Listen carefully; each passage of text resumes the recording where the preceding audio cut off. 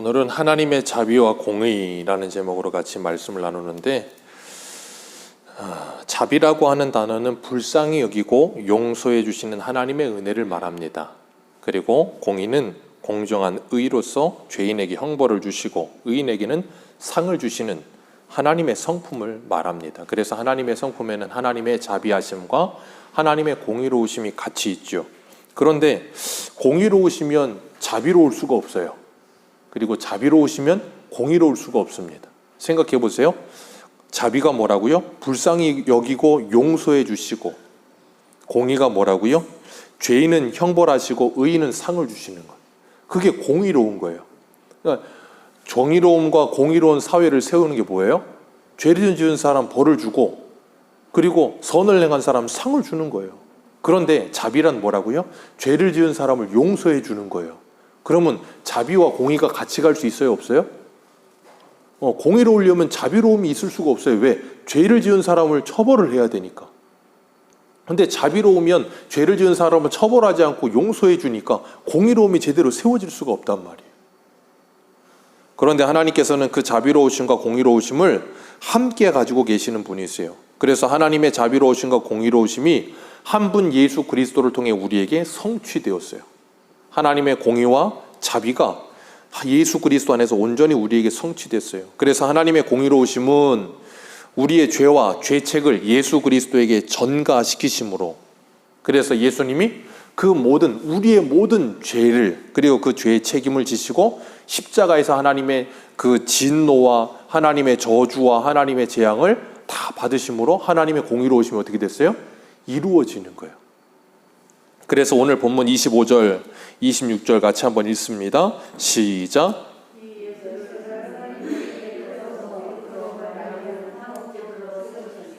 이는 하나님께서 길이 참으시는 중에 전에 지은 죄를 간과하심으로 자기의 의로우심을 나타내려 하심이라.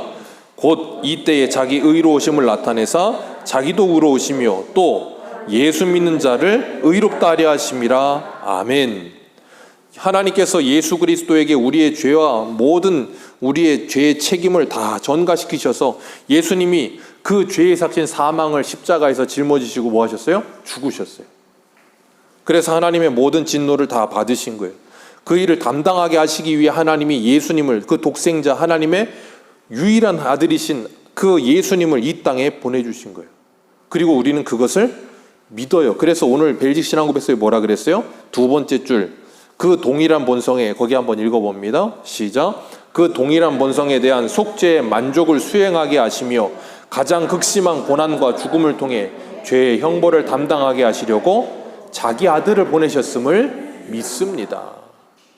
때가 참에 여자의 후손에게로 하나님께서 예수 그리스도를 보내셨다고 갈라디아서에 말씀하신 그 말씀을 우리는 믿습니다. 그래서 이게 뭐예요? 신앙의 고백이에요. 내 신앙의 고백. 나도 이 신앙을 갖습니다. 그 고백이에요. 그래서 고린도후서 5장 21절에 하나님이 죄를 알지도 못하시는 일을 우리를 대신하여 죄로 삼으신 것은 우리로 하여금 그 안에서 하나님의 의가 되게 하려 하심이라 그랬어요.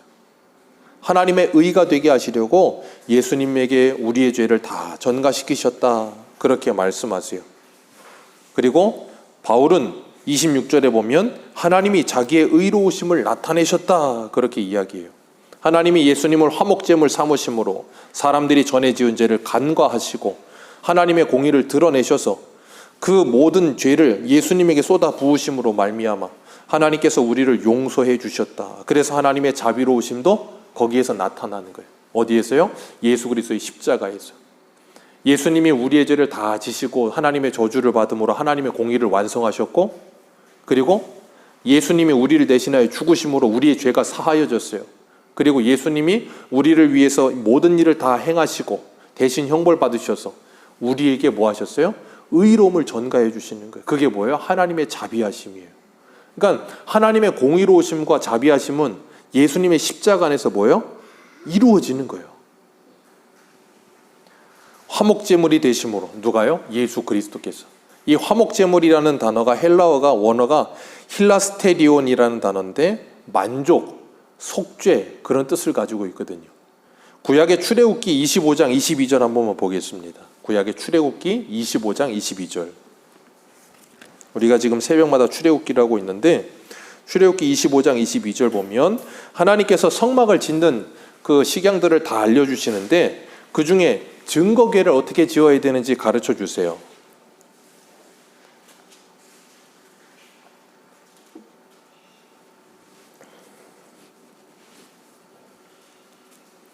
출애굽기 25장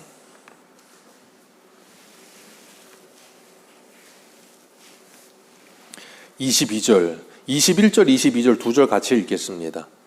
출애굽기 25장 21절, 22절입니다. 같이 읽습니다. 시작. 속죄소를 궤 위에 얹고 내가 내게 줄 증거판을 궤 속에 넣으라. 거기서 내가 너와 만나고 속죄소 위 곧 증거궤 위에 있는 두 그룹 사이에서 내가 이스라엘 자손을 위하여 내게 명령할 모든 일을 내게 이르리라. 아멘. 이게 지금 뭘 만드는 거라고요? 증거궤, 법궤. 그리고 그 법궤에다가 주님께서 21절에 뭐라 그러세요? 그 증거궤, 속죄소 궤 위에 얹고 내가 내게 줄 무엇을요? 증거판을 궤 속에 넣으라 그러셨어요. 그 증거판이 뭐예요? 십계명, 두 돌판, 두 번째 돌판. 그걸 어디다 넣으라고요? 법궤 안에다 넣어라. 그리고 그 법궤 안에 넣는 게 이거 말고 두 가지가 더 있죠. 첫 번째, 두 번째 돌판을 넣어라. 그리고 또 하나가 뭐예요? 만나를 담은 항아리를 넣어라. 한 오멜 그 2.8리터 되는 만나를 담은 항아리를 넣어라. 그리고 또 하나가 뭐예요? 아론의 쌍난 지팡이. 이 세 가지는 다 뭘 제가 상징한다 그랬어요? 하나님의 신비한 은혜를 상징함과 동시에 이스라엘 백성들의 불순종의 특징이라 그랬잖아요. 첫 번째 돌판, 금송아지 만들다가 깨졌고, 그리고 그 아론의 쌍난 지팡이 왜 나왔어요? 고라와 다단과 오니, 모세와 아론의 권위에 도전하며 하나님의 권위에 도전하다가 그런 일이 일어났어요. 그리고 만나 어디다 주셔졌어요? 먹을 것이 없으니까 원망 불평하다가 하나님이 만나를 주셨어요. 근데 만나를 주셨는데도 불구하고 뭘 하지 않아요? 순종하지 않죠. 하루 치고 들었는데 이틀 치고 두고, 이틀 치고 들었는데 하루 치고 두고, 청개구리도 아니고. 그래서 그걸 담아서 하나님께서 이 증거궤 안에 넣고 뭐라 그랬어요? 간수하라 그러셨어요. 그리고 그걸 보게 하라 그러셨어요. 그걸 보면서 뭐예요? 우리의 죄악됨과 불순종을 보게 하시는 거예요. 그래서 이 22절 보면 거기서 내가 너와 뭐하고 만나고, 이 속죄소, 이 법궤, 속죄소가 뭐냐면 법궤의 뚜껑이 속죄소예요. 속죄소라는 뜻이 죄를 속하는 장소라는 뜻이거든요. 이게 성소의 가장 안에 지성소에 들어있어요. 여기는 1년에 한 번 대제사장만 대속죄일 날 딱 한 번 들어갑니다. 그 이후에 들어가면 다 죽어요. 아무도 못 들어가요. 1년에 한 번 대속죄일 날 대제사장만 들어가요. 피를 가지고 들어가서 속죄소 위에다 그 피를 붓고 이스라엘 백성들 전체의 죄를 속하는 날이에요. 그래서 그 뚜껑을 속죄소라고 부르고 그 자리를 또 다른 말로 뭐라 그러냐면 시은좌라고 부릅니다. 그게 뭐냐면 하나님의 은혜가 베풀어지는 자리다 그 말이에요. 하나님의 속죄소, 하나님이 우리의 죄를 속하는 자리가 곧 뭐라고요? 하나님의 은혜가 베풀어지는 자리. 그 안에 뭐가 들어있다고요? 세 가지. 이스라엘 백성들의 불순종. 거기에 뭘 덮어요? 뚜껑을 덮고 피를 부어 용서하고 은혜를 베푸는 거. 그래서 그게 뭐예요? 예수 그리스도를 상징하고 있는 거예요. 그래서 이 출애굽기에 나오는 성막의 모든 것들은 다 누구를 상징해요? 예수 그리스도를 상징하는 거예요. 하나님께서 예수 그리스도를 대신하여 어린 양의 피를 붓듯이 예수 그리스도의 십자가의 보혈로 말미암아 우리의 죄를 사하시고 그리고 우리를 용서하시고 우리에게 은혜를 베풀어 주는 자리. 그래서 하나님의 공의와 정의가 실현되는 자리. 그래서 예수님 십자가의 죽으심으로 성소의 휘장이 반으로 갈라지잖아요. 그래서 그 지성소 안으로 어떻게 해요? 언제든지 들어갈 수 있는 길이 열렸어요. 누구로 말미암아? 예수 그리스도로 말미암아. 그래서 우리는 때를 따라 돕는 은혜를 구하기 위해 담대히 하나님께 나아갈 수 있는 거예요. 누구 때문에? 예수님 때문에. 그러니까 예수님께서 십자가의 죽으심으로 말미암아 누구를 위해서? 이스라엘 백성들을 위해서, 나를 위해서. 오늘 새벽, 아니 어제 새벽이었죠. 어제 새벽에도 르비딤에 간 이스라엘 백성들이 하나님께 불평합니다. 그곳에 가서 물이 없다고 불평을 해요. 그랬더니 하나님께서 뭐 하라 그러시냐면 장로들 데리고 호렙산에 가라. 그리고 반석 위로 가라. 그리고 뭐라 그러시냐면 그 하나님의 지팡이를 가지고 가서 그 반석을 치라 그러셨어요. 그러면서 하나님이 뭐라 그러시냐면 내가 그 반석 위에 서리라. 생각해 보세요. 하나님이 반석 위에 섰어요. 근데 하나님이 모세에게 그 지팡이를 가지고 그 반석을 치래요. 그럼 반석이 맞아요? 하나님이 맞아요?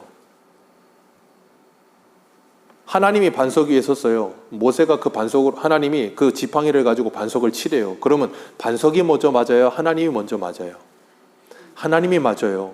지금 이스라엘 백성들이 르비딤에서 뭐 했다고요? 물 없다고 불평했어요. 좀 전에는 먹을 거 없다고 불평했고, 그 전에는 마라의 쓴물 때문에 불평했고, 틈만 나면 불평, 계속 불평해요. 이게 뭐 오래 걸린 일도 아니에요. 1년도 안 걸린 일이 몇 달 만에 10가지 재앙을 보여주셨고, 홍해를 갈라주셨고, 막 쓴물이 단물되는 것도 보여주셨고, 만나도 주셨고, 말도 안 되는 수많은 기적을 막 축약적으로 압축해서 막 쏟아 부어주시면서 보여주셨는데도 불구하고 조금만 힘들면 또 뭐예요? 또 원망해. 하나님이 그런 것들을 우리에게 왜 보여주실까요? 그게 나라는 거예요. 그게 사람이라는 거예요. 그걸 하나님이 보여주시는 거예요. 그럼에도 불구하고 그런 이스라엘 백성들을 데리고 끝까지 광야를 데리고 가시면서 하나님을 가르치시는 하나님, 그 하나님이 오늘도 저와 여러분들을 붙들고 끝까지 가시는 줄 믿습니다. 그 하나님이 우리한테 하나님이 어떤 분인지를 가르쳐주고 계시는 거예요. 그래서 바울은 그 반석을 고린도전서 10장 4절에 이렇게 주석합니다. 다 같은 신령한 음료를 마셨으니 이는 그들을 따르는 신령한 반석으로부터 마셨음에 그 반석은 곧 그리스도시니라. 그 반석이 누구라고요? 그리스도. 그 반석을 쳐서 깨뜨려져서 물이 나왔어요. 예수님이 요한복음 7장에 뭐라 그랬어요? 나를 믿는 자는 그 배에서 생수의 강이 흘러나오리라. 그래서 뭐하지 아니하리라? 목마르지 아니하리라. 그래서 수가성 여인이 그 목말라서 물 들어왔다가 예수님을 만나고 물동이를 던져버리고 마을 속에 들어가서 사람들한테 와보라 그러잖아요. 우리의 인생의 문제는 누구를 만나야 된다고요? 예수 그리스도를 만나야 돼요. 예수 그리스도를 만나야 우리의 인생의 갈증이 해결이 돼요. 목마름이 해결이 되지 않는다니까, 일평생. 요즘 아이들은 물을 잘 안 먹어요. 목마르면 음료수, 목마르면 커피, 이런 걸 먹지 생수를 잘 안 먹습니다. 근데 신기한 건 목마를 그 당시에 심한 갈증 속에 물을 먹어야 되는데 물을 안 먹고 그런 걸 먹으면 순간적으로 갈증은 해소가 되는데 계속해서 목마름이 다시 와요. 물을 먹어야 그 갈증이 해소가 돼요. 그런 것처럼 세상 사람들은 이 세상에 순간적인 갈증 해소를 자꾸 찾는 거예요. 그러니까 뭐예요? 계속해서 그 갈증 해소제를 찾아서 여기저기 흩돌아 다니는 거예요. 요번에도 보니까 그 서울에서 고기 파는 그 연예인, 그 뭐 작사 작곡하는 사람, 그 또 마약하다가 잡혀 들어갔잖아요. 그래서 또 뭐 연예계 비상 그래가지고 뭐 분명히 수십 명 다 같이 한두 명이겠습니까? 수십 명 다 털면 다 나옵니다. 안 털고 있는 것 뿐이에요. 그런데 어쨌든 간에 왜 그래요? 갈증을 느끼니까. 인간의 갈증의 끝이 어디예요? 술. 사람의 이성을 마비시키잖아요. 기분을 좋게 만들어요. 술 다음에 끝이 어디예요? 마약이에요. 끝을 향해 가는 게 끝을 향해서. 왜? 갈증을 느끼니까. 뭐 해결이 안 돼. 돈을 많이 가져봐도 해결이 안 되고 놀 만큼 놀아봐도 해결이 안 돼. 더 이상 쾌락이 없어. 쾌락의 끝을 달리는 거예요. 그러다 죽는 거예요, 사람은. 그렇게 목말라한 인생들이 예수를 만나지 않으면 그 끝을 몰라요. 그 끝이 안 나. 그래서 예수를 만나야 우리의 인생의 갈증이 끝이 나고 욕심이 끝이 나고 만족이 찾아와. 그리고 나면 그때부터 감사가 나오는 거예요. 주님께서 우리들에게 그 물을 주시려고 예수 그리스도가 십자가에 죽으신 거예요. 죽으심으로 말미암아 우리에게 참된 은혜를 주시고 만족을 주신 거예요. 그래서 사람은 이 불순종하는 마음, 이 만족이 없는 마음, 이 욕심으로 끝이 없이 다 사망으로 향해 달려가는 이 마음이 예수 그리스도의 공로가 아니고서는 해결이 되지 않아요. 그래서 하나님이 예수님을 보내주신 거예요. 그리고 우리를 구죄에서 구원하여 내주신 거예요. 그러니까 우리는 그 죄에서 구원함을 받았기 때문에 오늘 감사해요. 그러니까 그런 사람들을 볼 때 뭐 하냐면 그 사람들이 예전에 내 모습이었던 것 같아 보이는 거예요. 그러니까 뭐 하냐면 그게 오버랩이 돼서 그 사람들을 긍휼히 여기게 되는 거예요. 그게 사도 바울이잖아요. 자기가 유대인일 때 그리스도인들을 얼마나 핍박했습니까? 근데 다메섹 도상에서 예수님을 만나고 나서 보니까 그게 아니라는 걸 알았거든. 그러니까 자기랑 똑같이 예전에 자기 모습처럼 유대인들이 죽이겠다고 달려드는 그 유대인들을 보면서 너희들은 나쁜 놈이야라고 할 수가 없는 거예요. 긍휼히 여기게 되는 거예요. 그게 우리의 마음이어야 되는 거예요. 우리는 그런 마음이 사그러들 때마다 뭐 해야 되냐면 예수 그리스도의 십자가의 은혜를 자꾸 묵상하셔야 되는 거예요. 내가 어떻게 구원을 받았는지, 내가 어떤 은혜로 지금 이렇게 살고 있는지 알아야, 그래야 긍휼이 나가죠. 그걸 잃어버리면 자꾸 나는 의인이고 너는 죄인이 되어버리는 거예요. 하나님께서 우리에게 값없이 은혜를 주셨다고 하는 것은 아무런 값을 치르지 않으셨다는 게 아니에요. 예수 그리스도를 값주고 우리를 사셨다니까요. 예수 그리스도가 우리의 죄를 대신하여 십자가에 죽으셨다니. 그러니까 우리가 예수를 믿는다는 건 그 십자가에서 내가 죽어야 되는데 예수가 죽었다는 게 믿어지는 거예요. 갈라디아서 2장 20절 한번 볼까요? 신약성경 갈라디아서 2장 20절입니다. 갈라디아서 2장 20절.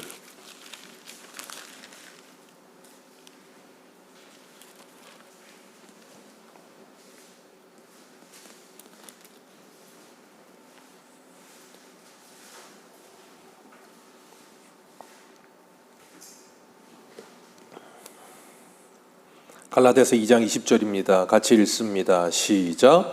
내가 그리스도와 함께 십자가에 못 박혔나니 그런즉 이제는 내가 사는 것이 아니요 오직 내 안에 그리스도께서 사시는 것이라. 이제 내가 육체 가운데 사는 것은 나를 사랑하사 나를 위하여 자기를 버리신 하나님의 아들을 믿는 믿음 안에 사는 것이니라. 아멘. 예수를 믿는 게 뭐라고요? 내가 그리스도와 함께 십자가에 못 박히는 거예요. 그러니까 예수 그리스도가 십자가에 죽으신 것이 예수를 믿는 순간에 그 십자가가 나의 십자가가 되는 거예요. 그러니까 우리가 예수를 날마다 묵상할 때마다 내 죄가 얼마나 무서운 건지를 깨달아야 되는 거예요. 그러니까 성도는 그 십자가의 은혜를 날마다 묵상하지 않으면 성도다움이 나타나질 않아요. 하나님의 공의와 자비와 은혜와 사랑이 실현되질 않아요. 우리 삶 속에. 하나님이 레위기에 보면 이스라엘 백성들에게 레위기 1장부터 해서 5장까지 번제, 이 소제, 화목제, 속제제, 그리고 뭐예요? 가루 갈아가지고 하는 게 뭐예요? 소제인가요? 어쨌든 그 5가지 5대 제사를 보여주시잖아요. 그 제사들을 보여주시면서 뭘 하시는가 하면 이스라엘 백성들로 하여금 자신들의 죄가 얼마나 무서운 것인지 실제로 보게 하시는 거예요. 그래서 제사를 드리는 사람이 제물을 가지고 와서 자기가 그 제사장이 하는 게 아니라 자기 자신이 그 짐승에게 안수합니다. 자기 죄를 전가시켜요. 그리고 그 짐승을 자기가 잡아요. 피를 다 받고 각을 뜨고 그걸 제사장이 넘겨줍니다. 그럼 제사장이 그걸 제단에다 뿌리고 그 각 뜬 거를 번제단에다 놓고 태우는 거예요. 그러면 생각해 보세요. 짐승 잡아보셨어요? 저는 예전에 돼지, 소 잡는 거 많이 봤거든요. 영종도에서. 소 이 정수리에다가 오한마를 치는데 어린 초등학교 때 그걸 보고 너무 충격이었어요. 돼지는 수도 없이 봤어. 이 목 따고 피 받고 막 가르고 다 빼내고 얼마나 많이 맞는지 몰라요. 닭 잡을 때 제가 한번 잡아봤거든요. 목을 쳤는데 목 없는데 닭이 도망다녀. 너무 소름 돋았어요. 그거 아세요? 닭은 이렇게 제가 이 밑을 잡아야 되는데 위를 잡고 이걸 쳤는데 목 없이 막 뛰더라고요. 너무 그게 소름 돋아갖고 꿈에도 나왔어요.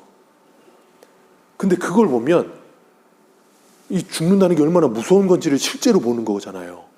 하나님이 이스라엘 백성들에게 왜 짐승을 잡게 하셨냐면 우리의 죄가 그렇게 무섭고 그렇게 잔인하고 그렇게 혐오스러운 거란 걸 확실히 보여주시는 거예요.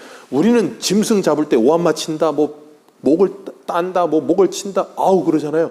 우리의 죄가 그거보다 더 징그럽고 더 무서운 거라니까요. 근데 우리는 이스라엘 백성들이 그렇게 제사를 지내다가 그게 한 번, 두 번, 세 번 지나가다 보니까 어떻게 되냐면 인간 백종이 되는 거예요. 짐승을 다 봐도 더 이상 어우가 없어요. 그냥 일상이 되어버리는 거예요. 그러니까 죄에 대한 무서움도 그 죄의 용서함이라는 감격도 없는 거예요. 그런 것처럼 오늘날 우리들도 예배를 드릴 때마다 예수 그리스도의 십자가의 죽으심을 통해 우리가 우리의 죄가 용서함을 받았고 부활하심으로 이루고 구원받았다는 것에 대한 그 죄의 용서와 구원의 감격이 우리에게 아무런 감격이 되지 않아. 왜? 마치 인간 백정처럼. 사람을 잔인하게 죽였다. 너무했다. 근데 내 죄에 대해서는 그렇게 잔인함과 내 죄가 얼마나 비참하고 얼마나 무서운 것인지에 대한 감각이 없어요. 그 감각이 살아나야 되는 거예요. 그 감각이 살아나려면 예수 그리스도의 십자가의 그 구속의 은혜를 날마다 묵상하셔야 되는 거예요. 우리는 늘 예수님이 십자가 하면 늘 저희 고난 주간, 그럴 때면 교회에서 많이 보는 것 중에 하나가 패션 오브 크라이스트. 예수님이 얼마나 많이 고난을 당하셨나. 그거 우리나라에 엄청난 히트를 쳤거든요. 그거 할 때 영화관에서 사람들이, 기독교인들 수도 없이 몰려가서 보면서 수도 없이 많이 울었습니다. 근데 문제는 가서 수도 없이 그 패션 오브 크라이스트를 보면서 멜 깁슨이 만든 그 사람이 돈은 많이 벌었어요. 수도 없이 영화값 내고 돈을 벌면서 그걸 보고 울기는 했는데 울기만 하고 와. 그게 문제예요. 울기만 하면 아무 효력이 없어요. 우는 게 아니고 그게 왜 울었는지를 알아야죠. 예수님 얼마나 아팠을까 그러고 우는데 예수님 뭐라 그러셨어요? 나를 위해 울지 말고 너희와 네 자손을 위해 울어라.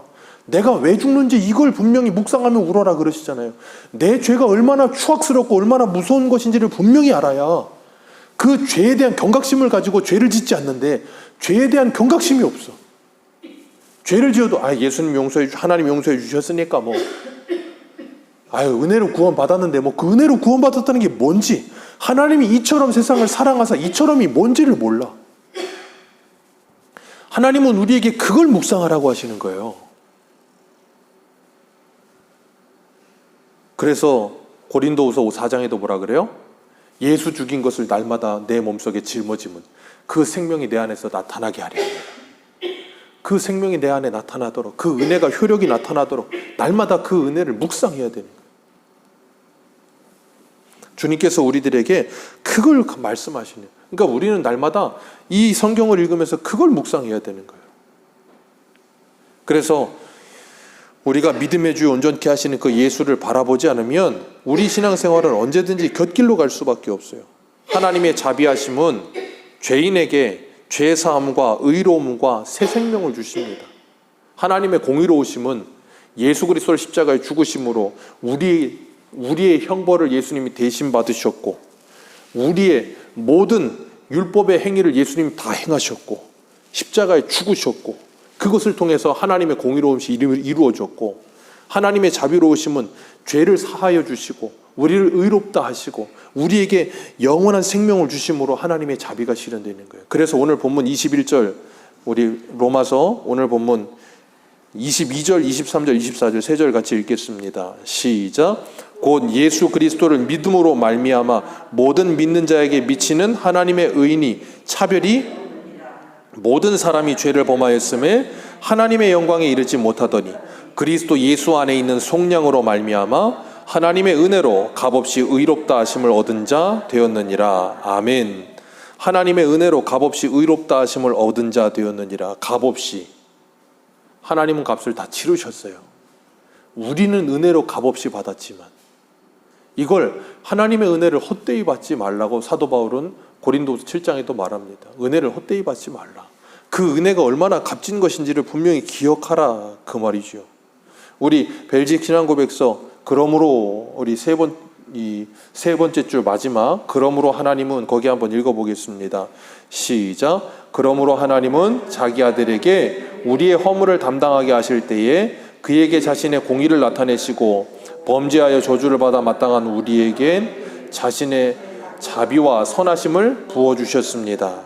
하나님은 순전하시고 온전한 사랑으로 자기 아들을 우리를 대신하여 죽도록 내어주시고 우리를 의롭다 하시기 위하여 그를 살리심으로 그를 통해 우리가 불멸과 영원한 생명을 얻게 하셨습니다. 아멘.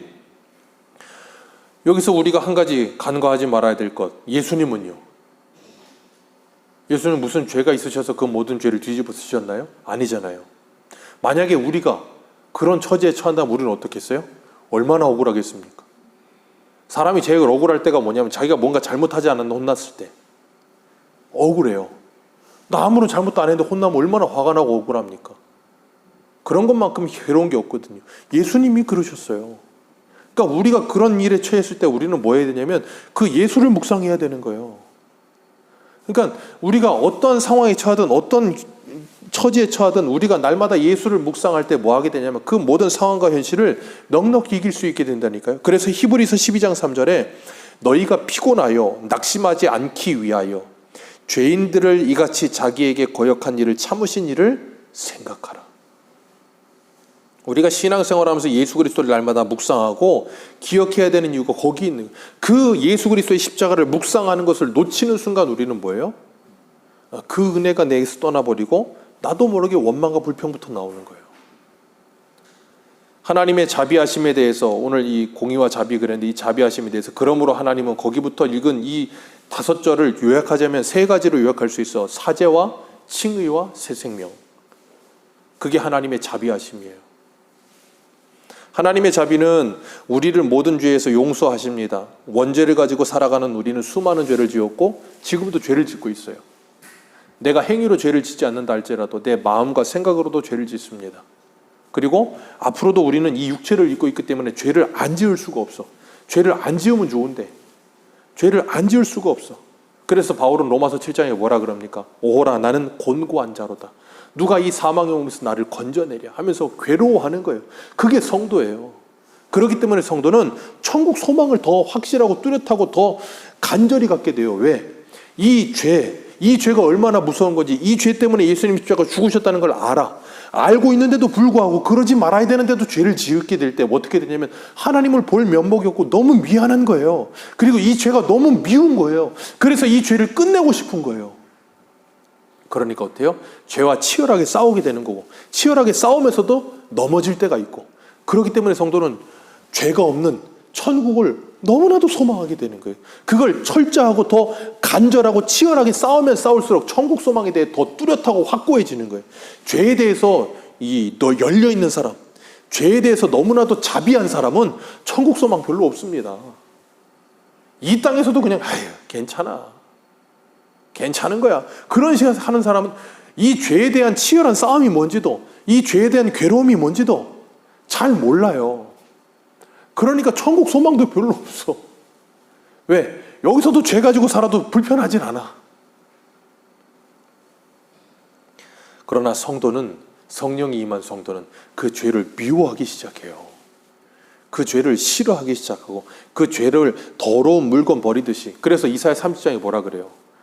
너에게는 고생했던 환난의 물을 먹게 하시지만 스승을 다시는 숨기지 않으신다. 그 스승이 너희 뒤에서 말소리가 나서 뭐 한다고요? 좌로우로 치우칠 때 그거 아니니까 정로로 가라 하시며 우리 속에 부어 만든 은과 금으로 만든 모든 우상들을 내어 던져버리며 더러운 물건을 버리듯이 버리게 할 것이라 그러시잖아요. 그게 성령이 임한 사람의 특징. 죄를 더러운 물건 버리듯이 버린다니까요. 근데도 불구하고 죄를 아직도 사랑하고 있다면 나는 지금 뭔가 잘못된 거예요. 집에 음식물 쓰레기를 사랑하는 사람은 아무도 없어요. 방금 전까지 내 입으로 들어가던 게 음식물 쓰레기 들어가는 순간 그건 더러운 쓰레기가 되지 그걸 사랑하지 않는다고요.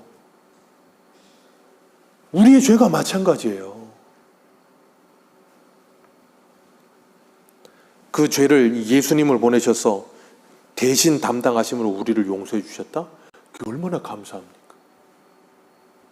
음식물 쓰레기를 대신 버려주는 사람도 고마운데 음식물 쓰레기를 대신 버려주는 게 아니라 우리의 죄를 대신 담당해 주신 예수님 얼마나 감사합니까? 그 죄를 담당하러 오셨고 그리고 그 죄를 용서하실 뿐 아니라 우리를 의롭다 칭해 주셨어요. 예수 그리스도 안에서 우리를 의롭다 칭해 주셨어요. 그래서 우리 한 군데만 읽겠습니다. 어디를 보시냐면 26절 말씀 26절 같이 읽습니다. 시작. 곧 이때에 자기의 의로우심을 나타내사 자기도 의로우시며 또한 예수 믿는 자를 의롭다 하려 하심이라. 4장 25절도 한번 읽습니다. 4장 25절. 4장 25절 같이 한번 읽습니다. 시작. 예수는 우리가 범죄한 것 때문에 내줌이 되고 또한 우리를 의롭다 하시기 위하여 뭐 하셨다고요? 살아나셨느니라. 죄의 값을 다 지불하시고 십자가에 죽으시고 사흘 만에 살아나셔서 사망 권세를 이기시고 부활하셔서 우리에게 뭐 하셨어요? 하나님께 의롭다함을 칭함받으시고 그 칭함받으신 의를 우리에게 전가시켜 주신 거예요. 그래서 우리는 예수 그리스도 안에서 의로움을 얻었어요. 그리고 우리는 예수 그리스도 안에서 부활 생명을 얻었어요. 영원한 생명을 얻었다 그 말이에요. 사망 권세를 예수님이 부활하심으로 이기셔서 그 이김을 우리에게 주셨어. 부활의 첫 열매 되신 예수님처럼 우리도 부활할 거예요. 그래서 우리는 일생을 죽음에 매여서 종로를 타고 있는 우리를 히브리서 2장의 말씀처럼 놓아주시려고 예수님이 오신 거예요. 그 사망 권세를 이기셨어요. 그리고 우리에게 이르셨어요. 두려워하지 마라. 내가 세상을 이겼느니라. 그래서 우리는 예수 그리스도 안에서 평안이 우리에게 찾아오는 거고 평강이 우리에게 찾아오는 거예요. 그래서 예수님이 부활하시고 나서 요한복음 20장에 제자들에게 나타나셔서 제일 먼저 하신 말씀이 뭐예요? 평강하라. 평강하라 그러신 거예요. 두려워하지 마라. 무서워하지 마라. 왜? 내가 이겼다. 그리고 숨을 내쉬며 성령을 받으라고 하시고 성령을 주신 거예요. 그렇기 때문에 성도는 이 땅을 살아가면서 부활신앙을 가지고 사는 거예요. 그게 뭐예요? 이 세상이 감당하지 못하는 사람들이 되어 산다는 거예요. 죽음도 두려워하지 않고 믿음으로 살아간다 그 말이에요. 그렇기 때문에 그리스도인들은 예수 그리스도를 믿는다는 건 우리가 부활한다는 걸 믿고 사는 거예요. 그렇기 때문에 이 땅을 살아가면서 그리스도인들은 그 믿음을 가지고 사니까 이 세상 어떤 것도 두렵지 않은 거예요. 우리가 하나님의 공의와 하나님의 그리고 자비에 대해서 말씀을 나누는데 세대주의자들이나 어떤 사람들은 또 성경을 그렇게 봐요. 구약은 공의의 하나님, 심판의 하나님, 그리고 신약은 은혜의 하나님, 복음의 하나님, 그렇게 말하는 사람들이 있어요. 절대 그렇지 않아요. 제가 좀 전에도 출애굽기의 말씀을 나눴잖아요. 이 하나님께서 반석에 서시고 반석을 치신다고요. 구약의 모든 부분이 예수 그리스도의 십자가의 은혜를 예표하고 있어요. 하나님의 자비로우심을 얼마나 많이 드러냅니까, 구약에. 구약은 공의의 하나님인과 동시에 자비의 하나님이라는 걸 우리에게 풍성하게 보여주고 계세요. 그리고 하나님의 공의로우심을 확고하고 정확하게 우리들에게 비추어 주시는 이유가 뭐냐면 그 하나님의 공의 앞에 두렵고 떨리게 하시는 거예요. 그래서 우리의 죄가 하나님의 공의 앞에 벗어날 수 없고 공의로 말미암아 심판을 받고 저주를 받아 마땅한 존재라는 걸 확실하게 알게 하셔서 그 죄로 말미암아 두려워 떨리게 하시려고. 그래서 예전에 미국의 대각성 운동이 일어났을 때 조나단 에드워즈 같은 목사님이 설교할 때 히브리서 말씀, 하나님의 진노의 손에 빠져들어가신 것이 두려울진저, 그런 설교하실 때 설교를 하면 수천 명의 사람들이 모여서 예배를 드리고 설교를 듣다가 그 사람들이 두려워가지고 막 발작을 일으키고 환상 중에 지옥을 봤대요. 그래가지고 괴로워서 소리를 지르면서 막 여기저기 나뒹굴고 막 그랬대요. 생각해 보세요. 지옥을 봤대요. 얼마나 무섭겠어요. 하나님의 말씀을 듣다가 그런 그들에게 그 지옥의 심판에서 벗어날 수 있는 유일한 길이 있다.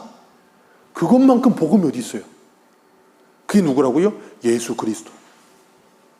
그래서 우리에게는 하나님의 무시무시한 심판의 공의의 하나님에 대한 말씀을 확실하게 들어야 되고 내 죄가 얼마나 추악하고 더럽고 무서운 건지 적나라하게 지적을 받아야 돼요. 그래서 그 죄로 말미암아 내가 두렵고 떨리며 막 그 죄 때문에 무서워서 나뒹굴어야 돼요. 그리고 그 죄에서 나를 벗어나게 하실 수 있는 유일한 길이신 예수 그리스도가 내게 들려져야 되는 거예요. 그럴 때 하나님의 구원이 내게 그냥 넘치도록 그냥 은혜로 다가오는 거예요. 하나님의 공의로우심이 없으니까 하나님의 은혜도 없는 거예요. 그러니까 오늘날 사람들은 자꾸 하나님의 은혜 그러면서 하나님의 은혜를 헛되이 받아. 그냥 대충 위로나 받고 그런 하나님, 그게 뭐 하나님이 이처럼 세상을 그래 사랑하셨대. 이처럼이 뭔지도 몰라. 예수님을 십자가에 달아 죽이시기까지 무섭게 공의로우신 하나님이 내 죄를 대신해 예수님께 그 모든 걸 쏟아 부으셨고 나를 용서하셨다. 그 구원의 감격이 얼마나 크게 다가와야 되는데 사람들이 그걸 간과하는 거예요. 자꾸. 그러니까 뭐 하지 않아요? 회개하지 않아. 왜? 내 죄에 대한 두려움이 없어. 여러분, 죄에 대해 두려우셔야 됩니다. 자꾸 우리는 나는 예수 믿고 구원받았다, 됐다, 자꾸 그런 식으로 생각해요. 예수 믿고 구원받는다는 게 뭔지를 모르는 거예요. 예수 믿고 구원받은 사람은 내가 지금도 짓고 있고 앞으로 짓게 될 그 죄로 말미암아 두려워야 되는 거예요. 이 죄 때문에 예수님이 십자가에 죽으셨다는 게 두려워야 되는 거예요. 그 죄가 미워야 되는 거예요. 그래서 존 오웬이라고 하는 사람은 죄 죽이기라는 책까지 썼어요. 예수 믿고 구원받은 사람은 죄와 피 흘리기까지 싸우며 철저하게 죄를 싫어하고 미워하며 산다는 거예요. 우리에게 그런 삶이 분명하게 나타나야 되는 거예요. 그럴 때 하나님은 우리에게 자비로우신 하나님이요, 긍휼의 하나님이요, 나를 용서하시는 하나님이라는 그 감격이 철저하게 다가와요. 철저하게. 그래야 내게 은혜가 풍성해지는 거예요.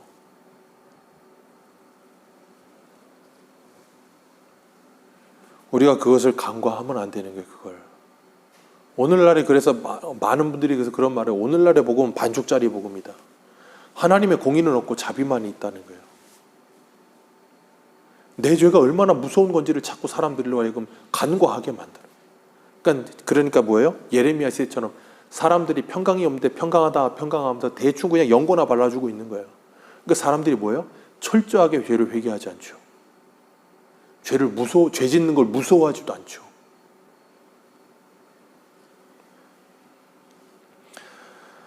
우리가 잊지 말아야 될 것, 하나님의 자비와 하나님의 공의가 십자가에서 만난다는 걸 기억하시길 바랍니다. 그리고 그 예수 그리스도의 십자가가 곧 내 십자가였다는 걸 기억하시길 바랍니다. 내가 그 십자가에 달려 있어야 할 사람이라는 걸 분명히 기억해야 돼요. 그래서 그 은혜가 내게 와야만, 그 은혜가 내게 올 수 있는 유일한 방법이 뭐냐면 그게 바로 믿음이라고 하는 거예요. 우리 오늘 본문 22절 같이 한번 읽습니다.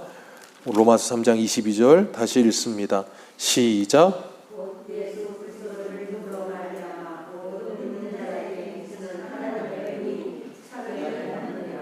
아멘. 예수 그리스도를 뭐함으로? 믿음으로. 믿는 자에게 미치는 하나님의 의인이 뭐가 없다? 차별이 없다. 누구에게든 차별이 없어요. 용서함을 받을 수 있어요. 뭐 하기만 하면, 예수를 믿기만 하면. 근데 이런 말씀을 전하다 보면 사람들이 그래요. 참 어떻게 그렇게, 그러면 교회 다니는 사람은 구원받? 아니요, 다 구원받을 수 있다니까요. 뭐 하기만 하면, 믿기만 하면. 이 복음을 듣고 이 하나님의 심판과 이 구원에 대한 복음 말씀을 듣고 믿기만 하면 구원받을 수 있어요. 근데 사람들이 믿어요, 안 믿어요? 안 믿어요. 우리가 광야에서 보잖아요. 하나님이 그들의 불평을 보고 불뱀을 보내서 그들을 물어 죽이니까 그들이 괴로워하면서 모세에게 뭐 하라 그러세요? 유일하게 살 수 있는 방법, 장대에 놋뱀을 달아 들어라. 그리고 그걸 보는 자 살 것이다 그랬단 말이에요. 생각해 보세요. 지금 뱀이 와서 날 물하고 죽이고 있는데 그 놋뱀을 보기만 하면 산대요. 그럼 그걸 보실 거예요, 안 보실 거예요? 안 보면 멍청한 거죠. 믿져야 본전인데 봐야 될 거 아닙니까? 근데 사람들이 그걸 안 보고 죽더라는 거예요. 예수 그리스도를 믿으면 구원 받는다고 하는데 사람들의 고집과 완악한 마음이 절대로 믿지 않는 거예요. 얼마나 어리석습니까? 차별이 없지만 차별이 일어나는 거예요. 차별이 없이 열려 있는데 스스로가 차별되는 거예요, 그냥.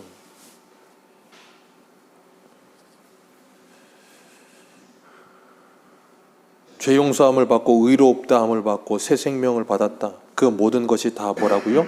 믿음으로 말미암아 우리에게 와요. 그래서 하나님의 자비는, 그리고 하나님의 자비, 이 우리를 용서하시고 의롭다 하시고 영원한 생명을 주시는 것은 딱 하나, 믿음의 통로를 통해서만 옵니다. 그래서 믿음이 없이는 하나님을 기쁘시게 못하고 믿음이 없이는 구원받지 못하는 거예요. 그 믿음은 누가 주신다고요? 하나님이 은혜로 선물로 우리에게 주세요. 어떻게 해요? 하나님의 말씀을 듣는 가운데 성령이 역사하셔서 그 말씀이 믿어지게 하세요. 그런 사람 뭐 한다고? 구원받아요. 근데 하나님의 말씀을 듣는데 그 말씀이 믿어지질 않아. 어떤 그런 분들이 있어요. 교회를 강제로 부인 때문에 오고 아내 때문에 오고 자식 때문에 강제로 오기는 왔는데 아무리 하나님의 말씀을 읽고 들어도 믿어지질 않는다는 거예요. 그거 어떻게 할 수가 없어요. 그런 분도 그래도 좀 정직하신 분이에요. 나는 그래도 도무지 믿어지질 않는다고. 그럼 뭐 해야 되냐면 기도하는 거예요. 그럼 그런 분들이 있어요. 믿지도 않는데 어떻게 기도를 하냐고. 네, 믿지 않는 사람이 기도하는 거예요. 누구에게? 하나님께. 뭘 달라고? 믿음을 달라고 기도하는 거예요. 왜? 이걸 들어서 하나님이 계시다는 건 알기는 알겠어요. 근데 믿음이 안 생겨. 알기는 알겠으니까 그 하나님께 기도를 해보는 거예요. 그럼 뭐 한다고요? 자비의 하나님께서 그 사람을 긍휼히 여기사 믿음을 주신다니까요. 그래서 우리가 하나님께 기도하는 거예요. 그 하나님을 믿는다면. 우리 하나님은 언제나 자비로우시고 공의로우십니다. 그리고 차별이 없으세요. 그 하나님의 자비와 공의는 예수 그리스도의 십자가와 부활을 통해서 우리에게 선명하게 드러났습니다. 그렇기 때문에 우리가 날마다 그 예수 그리스도의 십자가를 묵상하고 믿음의 주요 온전케 하시는 그 예수를 바라보면서 그 구원의 감격이 되게 날마다 샘솟아서 그 감사함으로 그 하나님의 자비와 긍휼이 그리고 그 하나님의 공의가 여러분들을 통해 이 세상에 아름답게 흘러가게 되기를 주님의 이름으로 축원합니다. 여러분들을 통해 하나님의 공의가 세워지고 여러분들을 통해 하나님의 자비로움이 드러나서 정말 이 기준이 없는 세상에 기준을 세워주고, 기준이 없는 세상, 요즘같이 기준이 없는 세상이 없어요. 그런 곳에 기준을 세워주셔야 돼요. 저와 여러분들이 하나님의 공의로움으로 그리고 하나님의 자비로움으로 하나님의 사랑을 드러내는 복된 하나님의 말씀의 사람들 되시기를 축복합니다. 기도하겠습니다.